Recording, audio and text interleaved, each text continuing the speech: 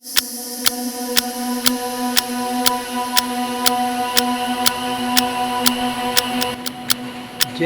जैसा मैं आदेश दूं वैसा वैसा होता हुआ तुम्हें अनुभव करना है। जैसा जैसा मैं आदेश दे रहा हूं वैसा वैसा होता हुआ तुम अपनी कल्पना में अनुभव कर रहे हो। ओम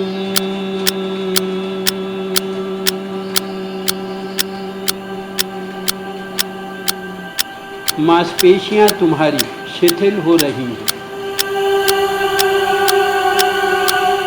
शरीर तुम्हारा शिथिल हो रहा है। छोड़ दे अपने अंदर की सारी पकड़ छोड़ दे। भूल जाए हाथ कहाँ है, पाँव कहाँ, सिर कहाँ है। ध्यान है तो केवल मेरे सुझावों पर।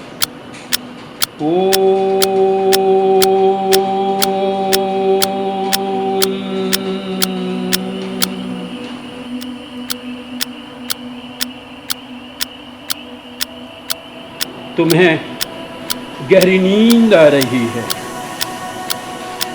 तुम उस गहरी तंद्रावस्था में जाते जा रहे हो। छोड़ दो अपने अंदर की सारी पकड़ छोड़ दो। सिर झुके झुक जाए, हाथ गिरे गिर जाए, हटे सर के भीतर हट जाए। जैसे कोई व्यक्ति अपने घर के भीतर चला जाए ऐसे भीतर चले जाए। शरीर तुम्हारा शिथिल हो रहा है। ओम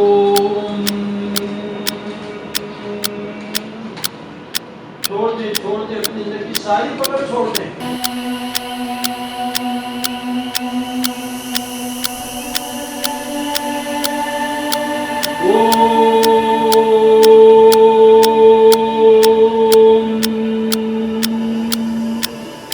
अब तुम अपने पिछले जन्म में पहुंच गए हो।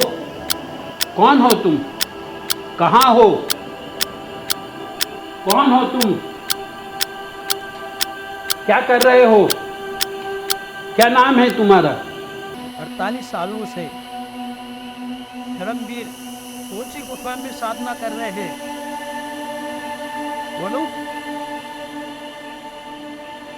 हाँ बोलो। काय के लिए साधना कर रही? हाँ प्रेत भी है वहां पर।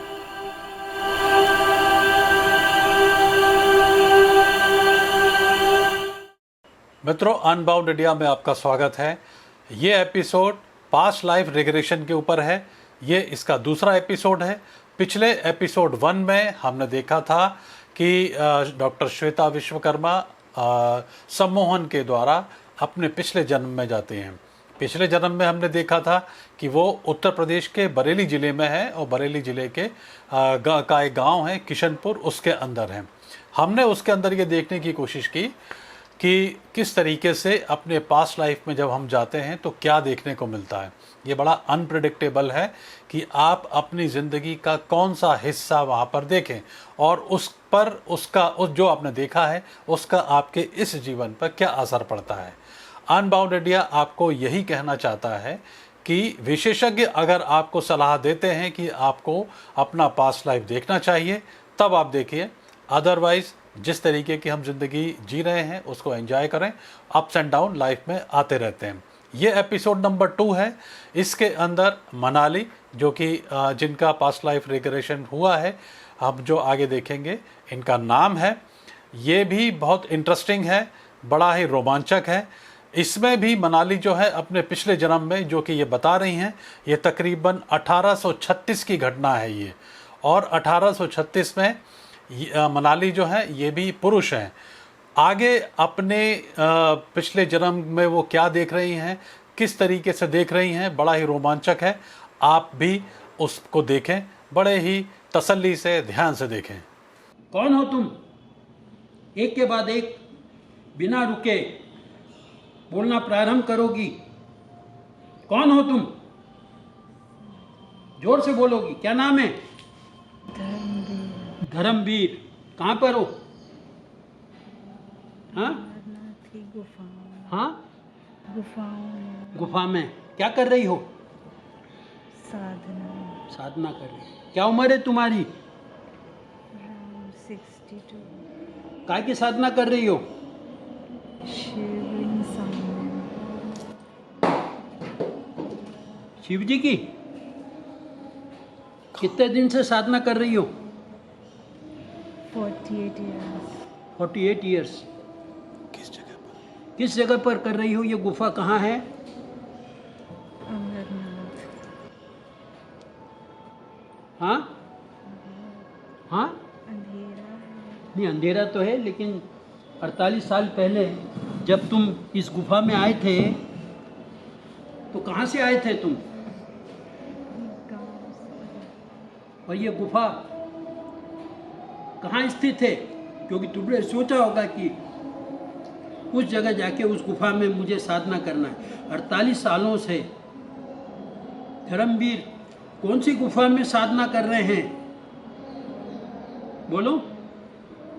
नदी है पास। हाँ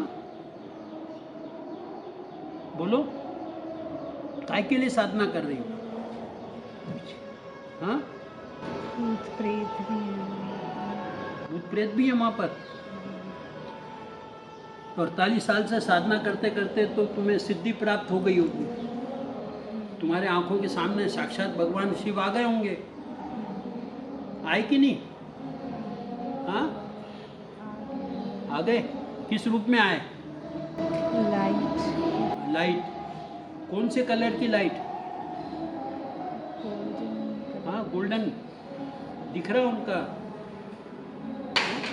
मेरा शरीर भी आत्मा के रूप में। हाँ, मेरा शरीर वहीं रहा है और आत्मा निकल चुकी है। शरीर वहीं, आत्मा निकल चुकी है।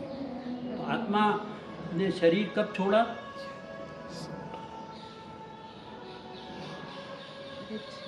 हाँ, मेरी माँ मुझसे मिल नहीं पाई।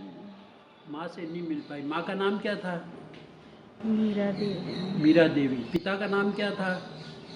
पिता बहुत पहले ही छोड़ चुके थे। वो भी कहीं कितने बहन भाई थे तुम? मैं इकलौता इकलौती थी। और साधना करने बैठी तो कौन से मंत्र का उच्चारण किया? वो मंत्र बोलती जाओगी, तुम्हें तो कंठस्थ याद हो गया होगा। त्र्यंबकं यजामहे सुगन्धिं पुष्टिवर्धनं उर्वारुकमिव बन्धनं मृत्युर्मुक्षीयमामृतम्। कितनी बार इसका जप कर लिया होगा तुमने ध्यान अवस्था में? 1,08,000 टाइम्स। 1,08,000 बार। तो ध्यान में ये मंत्र उच्चारण करते समय शिव की उपस्थिति का आभास कब हुआ? हाँ, ये सारे जो भूत प्रेत को भगाने की जब क्षमता विकसित हो जब और तुम्हारा शरीर कौन से आसन में था जब तुमने समाधि अवस्था में ध्यान किया? सुखासन। सुखासन। किस सन की बात? ये कौन से सन की बात है? कौन सा संवत था? 1836। 1836। जगह का नाम? जगह का नाम?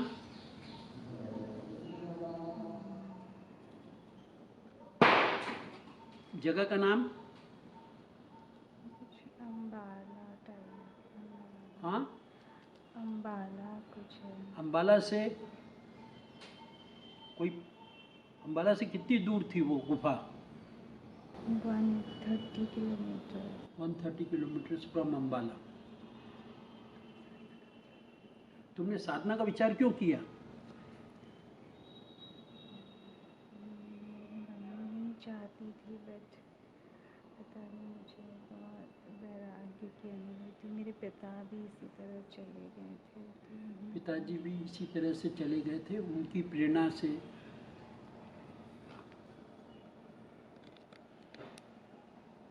और मेरी मृत्यु मुझे दिखाई दे रही है। मैंने हाँ, खुद ने शरीर त्यागा था अपनी से। इच्छा मृत्यु का वरदान हो गया था तुम्हें। और तुम्हारी आत्मा किस रूप में निकली बाहर? लाइट के रूप हाँ, में। लाइट। किस लाइट के रूप में? Red golden light. Red golden light. और तुम्हारी आत्मा, हर एक आत्मा शरीर के कोई न कोई अंग से बाहर आती है। तुम्हारे कौन से शरीर के अंग से आत्मा बाहर आई थी? मेरे आज्ञा चक्र से। हाँ, मेरे आज्ञा चक्र से। आज्ञा चक्र से। और तुम मुझे बहुत खुशी हुई शरीर छोड़ने के समय। और ऐसी अनुभूति बताओ। कहाँ गए? उसके बाद कहाँ गई तुम्हारी आत्मा शरीर को छोड़कर? बहुत ऊपर और बहुत ऊपर, सूर्य चांद से भी और ऊपर, जहाँ से कैलाश पर्वत के वहाँ एक जगह होती है ज्ञानगंज। ज्ञानगंज, जहाँ सारी आत्माएं, सिद्ध आत्माएं पहुँच जाती हैं भगवान शिव की सेवक बनकर। क्या तुम उस स्थान पर गई थी, ज्ञानदीप? हाँ, गई? क्या जानती हैं? क्या जानती हो ज्ञानदीप के बारे में? ये वो जगह है जहाँ पर केवल आत्माएं, सिद्ध आत्माएं पहुँच पाती हैं। ज्ञानगंज। ज्ञानगंज। हाँ, सभी लाइट के रूप में ही दिखाई दे। सब लाइट के रूप में दिखाई दे रहे हैं ज्ञानगंज में। और सबने तुम्हारा स्वागत किया जब तुम वहाँ प्रवेश किया? हाँ, मेरे सोल ग्रुप्स हैं जो वो भी मेरी तरह इनकी सारे। तरह ही साधना में डूब थे। ज्ञानगंज कहाँ है, कैसा? ज्ञानगंज कहाँ है और कैसा दिखता है? स्काई से भी कुछ ऊपर है, 2000 किलोमीटर की, और ऐसी गोल्डन रेड की दुनिया जहाँ साइलेंस। कितने कैसा लगता है वो ज्ञानगंज? सारी आत्माएं वहाँ पर हैं, तो किस प्रकार की ये बसावट वहाँ? सब अपने सूक्ष्म शरीर में ही रहते हैं, और जब उन्हें पृथ्वी के निवासी याद करते हैं तो वो अपनी प्रेजेंस एंजलिक फॉर्म में दिखाते हैं। एंजल के रूप में प्रेजेंस देते हैं अगर पृथ्वी से कोई याद करता है।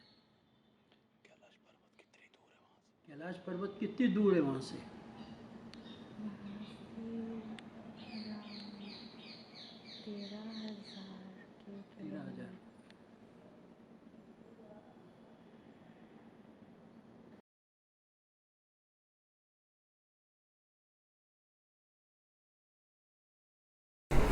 नमस्कार आप सभी दर्शकों को।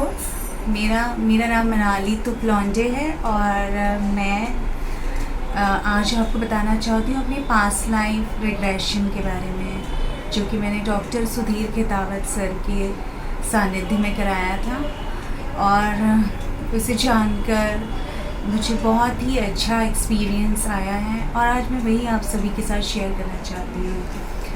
एक्चुअली मैं जो थी 1836 की ये बात है, और मैं एक धर्मवीर, एक सेंट थे जो कि अम्बाला में केव्स जो हैं 130 किलोमीटर फार फ्रॉम अम्बाला, वहाँ पर एक केव है। वहाँ पे मैंने बहुत गहन तपस्या साधना की थी और उसके उपरांत मुझे शिव जी का साक्षात्कार हुआ था, जो कि बहुत ही अद्भुत दृश्य था।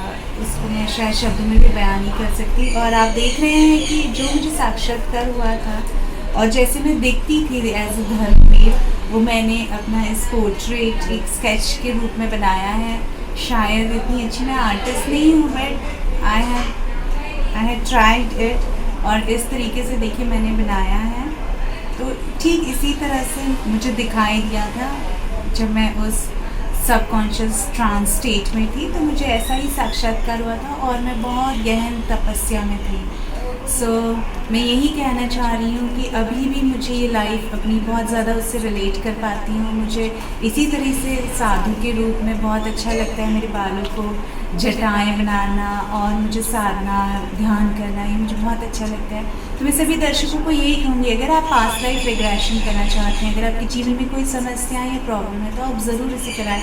और आपको ऐसा लगता है कि नहीं आप बहुत खुश हैं अपनी लाइफ से, इस प्रेजेंट लाइफ से, तो आप इसे बिल्कुल ना कराएं, और ज़रूर इसे किसी एक्सपर्ट के अंडर गाइडेंस ज़रूर कराएं, और आप देखेंगे कि आपके जीवन में बहुत सारे आपके जीवन में बहुत अच्छे एक्सपीरियंस आना स्टार्ट हो जाएंगे। मित्रों, कैसा लगा ये एपिसोड? मनाली का पिछले जन्म जो आपने देखा है उसमें उन्होंने किस तरीके से बताया है। अनबाउंड इंडिया यही आपको बताने की कोशिश कर रहा है कि आपका जो पिछला जन्म है उसमें आप क्या हो सकते हैं, किन परिस्थितियों में हो सकते हैं, किस रूप में हो सकते हैं, यही बताने की कोशिश है। एक बात और मैं आपसे कहना चाहूँगा जो कि मैंने पिछले एपिसोड में भी कहा था कि बहुत सारे लोग हैं जो एपिसोड को देख रहे हैं, स्टोरीज़ को भी देख रहे हैं, लेकिन चैनल को सब्सक्राइब नहीं कर रहे हैं। उनसे मेरा कहना है कि चैनल को सब्सक्राइब भी कीजिए। आपका सब्सक्रिप्शन ही मेरी ताकत है। पास्ट लाइफ रिग्रेशन के तीसरे एपिसोड में हम फिर से एक कैरेक्टर के साथ मिलेंगे और उसके पिछले जन्म में झांकने की कोशिश करेंगे और पाएंगे कि वो क्या बताती है। तब तक इंतज़ार कीजिए और देखते रहिए अनबाउंड इंडिया।